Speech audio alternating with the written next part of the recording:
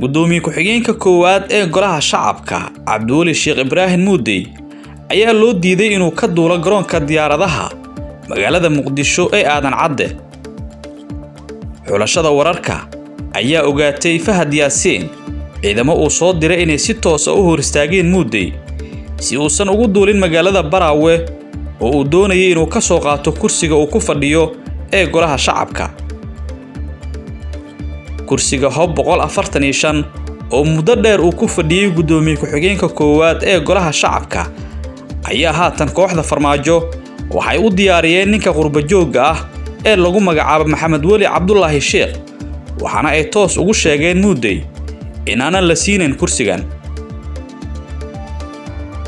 diyaarad ka qaadi lahayd gudoomiye ku-xigeenka koowaad garoonka diyaaradaha ee magaalada Muqdisho ayaa lagu amray inaysan ka bixi karin, sidaas oo kalena waxaa la geeyay garoonka Aadan Cadde ciidamo qaas ah oo la sheegay in laga diray gudaha madaxtooyada.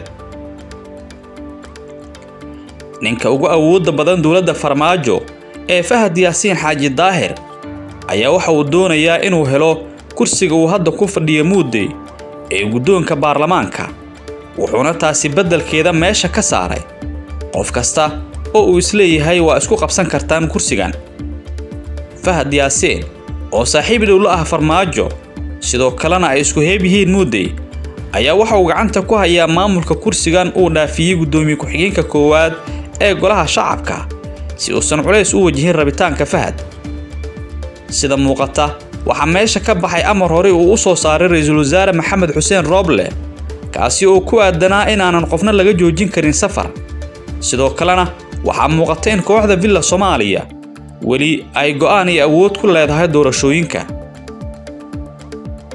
dhanka kale amar uu hore u soo saaray wasiirka amniga ee xukuumadda Ra'iisul Wasaare Roble oo ahaa in ciidanka nisa iyo ciidamo aanan shaqo ku lahayn garoonka aanan lagu arki karin ayaanan iyana shaqayn.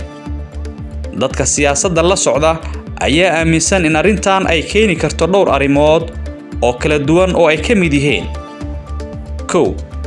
tallaabooyinkan xoog iyo boobka ku dhisan ee weli ay wado Villa Soomaaliya ayaa la aaminsan yahay inay cabsi iyo qalqal ku abuuri karto hannaanka doorashada madaxweynaha iyo gudoonka baarlamaanka ee dhawaan la filayo inay qabsoomaan.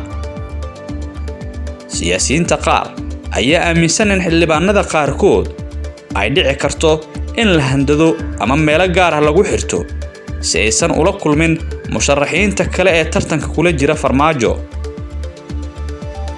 2. sidoo kale tallaabada maanta ay qaadeen kooxda Farmaajo ayaa la sheegayaa inay keeni karto in go'aan uu ka soo baxo xafiiska Ra'iisul Wasaaraha, taasi oo sababi karta in mar kale doorashada iyo hannaanka lagu murmo.